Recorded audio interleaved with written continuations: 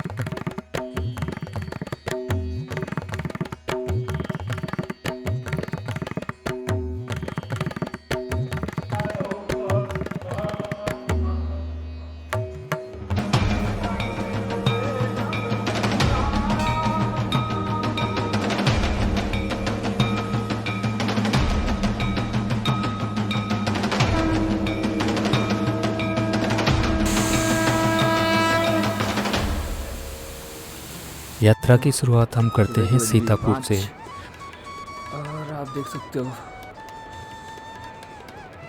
वक्त लोग 4 बजे से चलना शुरू कर दिए थे, 4 बजे से चल ही रहे हैं, तो हम भी निकलते हैं।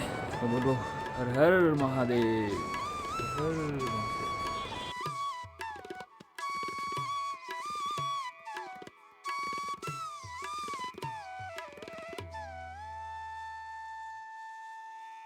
आप अपनी यात्रा सोनप्रयाग से भी शुरू कर सकते हो। इन दोनों के बीच बस 1 किलोमीटर का फासला है और इसी के साथ बजट का भी काफ़ी फासला आपको देखने को मिल जाएगा। सोनप्रयाग से गौरीकुंड तक का सफ़र आपको लोकल टैक्सी में करना पड़ेगा, जिसका किराया मात्र 50 रुपये है। गौरीकुंड, जहाँ से होती है यात्रा की शुरुआत। सर्वप्रथम यहाँ पर आपको इस स्थान का नाम का अनुकरण करते हुए यहाँ पे पड़ेगा गौरीकुंड। एक गर्म पानी का एक ऐसा कुंड है जिसमें माँ पार्वती ने भगवान कार्तिकेय की उत्पत्ति के बाद ऋतु स्नान किया था। यहाँ पर भगवान शिव गौरीश्वर के नाम से उपस्थित रहते हैं और इस कुंड की मिट्टी सिंदूर के समान लाल होती है। इस कुंड में स्नान करने के बाद शरीर में एक नई सी ऊर्जा बढ़ जाती है, जो आगे आने वाली 21 किलोमीटर की पदयात्रा में आपका साथ देगी। आपको बता दूं, बाबा के धाम पहुंचने के लिए वैसे तो कई ऑप्शन उपलब्ध हैं। इसमें शामिल है हेली सर्विस, घुड़सवारी और इंसानों के कंधे पे बैठ के भी आप बाबा के धाम पहुंच सकते हो। लेकिन इनमें से सबसे सही और आसान पदयात्रा रहती है। और ऐसा क्यों? क्योंकि घोड़े और कंधों पर सफ़र करने वालों के मन में एक अलग सा भय ये मार्ग उत्पन्न कर देता है, जो कि थोड़ी दूर चलने के बाद आपको सबके चेहरों पे दिख जाएगा। घोड़ों को घोड़चालक बहुत तेज़ दौड़ाते हैं, जिससे उनके पैर समय समय पर फिसलते रहते हैं। इसी के साथ घुड़सवार को पूरे रास्ते पर हिचकोलियाँ खानी पड़ती है।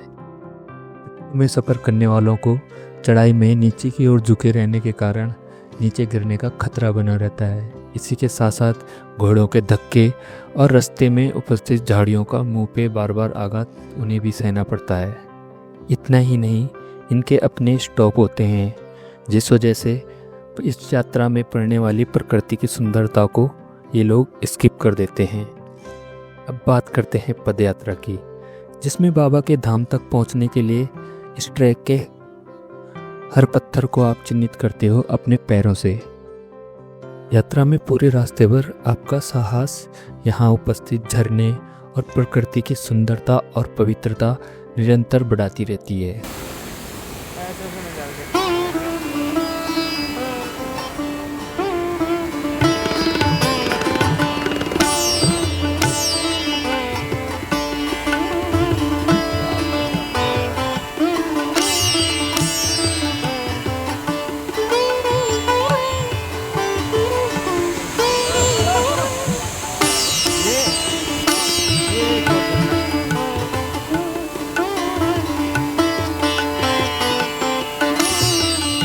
यहाँ तक पहुँचने का मार्ग कुछ इस प्रकार है कि आप स्वयं छोटे छोटे लक्ष्य बनाते हो और कब बाबा के धाम पहुँच जाते हो इस बात का एहसास आपको स्वयं नहीं होता है।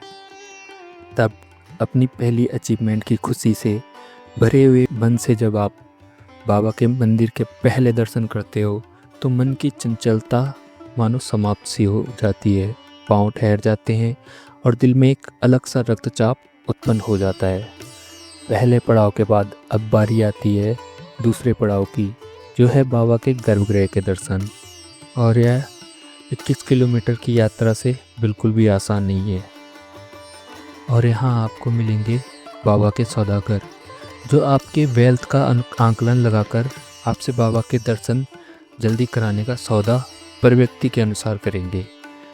किसी के लिए ये दर्शन 2100 तो किसी के लिए 5100 पर व्यक्ति होते हैं।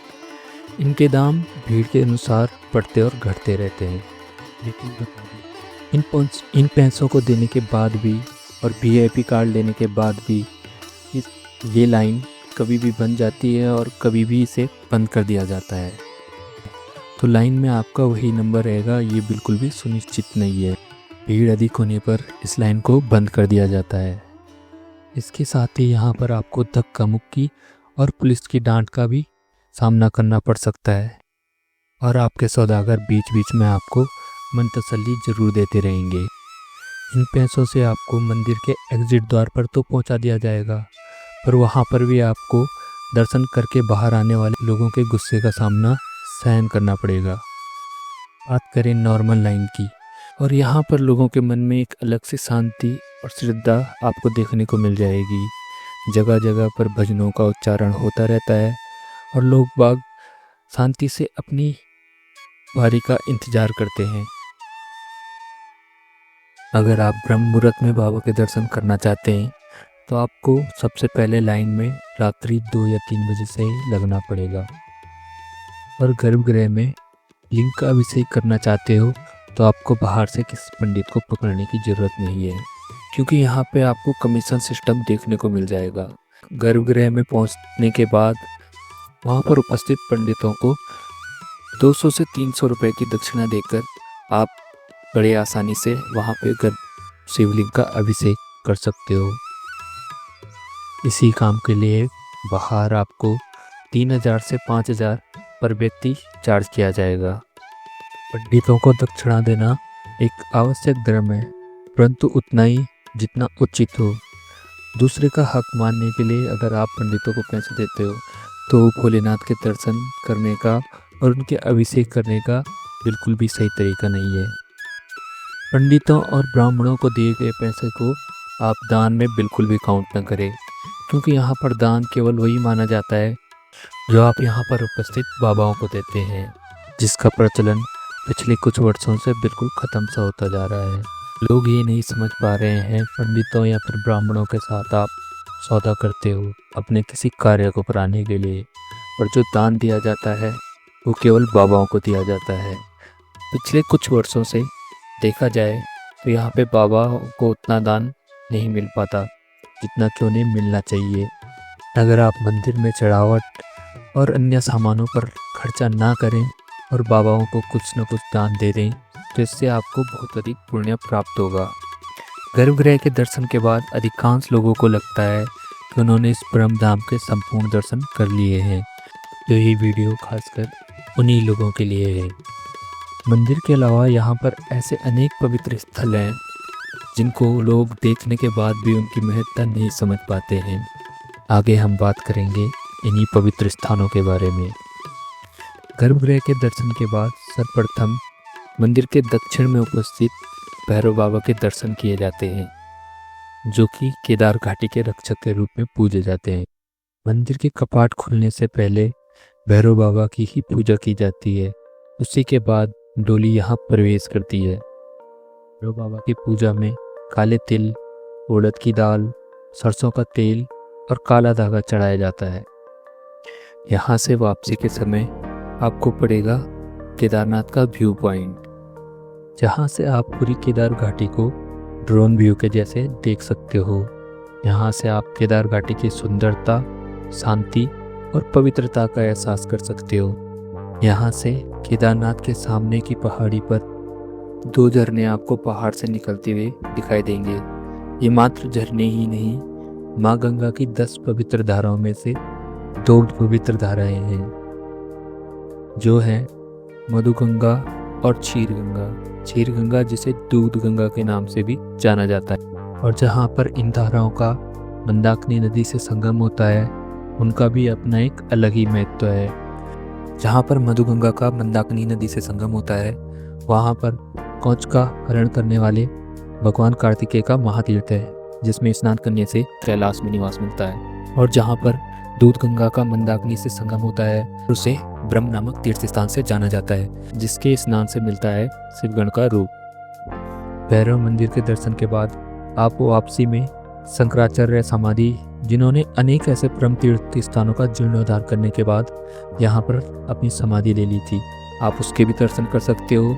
और यहाँ से मंदिर की तरफ आते हुए आपको दर्शन होंगे भीमशिला के, जिसने 2013 की आपदा से मंदिर की उस भीषण बाढ़ से की थी सुरक्षा। इसका आकार देखने में तो भीमपुल में लगी शिला जो माना गांव में स्थित है उसके समान ही लगता है। ये मेरा पर्सनल एहसास है। भीमशिला में नतमस्तक होने के बाद मंदिर के पृष्ठभाग में पड़ता है अमृत कुंड। माना जाता है इस कुंड का जल सभी बीमारियों से मुक्ति प्रदान करता है। अमृत कुंड के ही समान मंदिर के दक्षिण में पड़ता है रेतस कुंड, जहाँ पर ओमकार का उच्चारण से जल में उड़ते हैं बुलबुले। यहाँ पर आपको गर्भगृह के ही समान शिवलिंग देखने को मिल जाएगा। केदारखंड संहिता के अनुसार मंदिर के वाम भाग में एक बहुत ही सुंदर पर्वत है, जिसे पोरांदर पर्वत के नाम से जाना जाता है। यहाँ पर भगवान इंद्र ने अपनी रक्षा के लिए भगवान शिव की थी पूजा। यहाँ पर भगवान शिव का मोक्ष देने वाला परमोत्तम लिंग है। ऐसा ही पर्वत हमें दिखा केदारनाथ से, जो मंदिर के वाम भाग में स्थित है, और उसमें हमने ओम की आकृति अपनी आंखों से साफ साफ देख सकते थे। इसी के साथ ओम की आकृति के ऊपर हमें एक अन्य आकृति दिखाई दी जो बिल्कुल दिव्य थी। इसके अलावा केदारनाथ से 8 किलोमीटर की दूरी पर उपस्थित है वासुकी ताल। ऐसे ही अनेक ऐसे स्थान है जैसे शिवकुंड, हंसकुंड, जो मंदिर से कुछ दूरी पर उपस्थित है, जिनका अभी तक लोगों को ज्ञान नहीं है। ऐसे अनेक स्थान भोलेनाथ के इस परम धाम में उपस्थित है।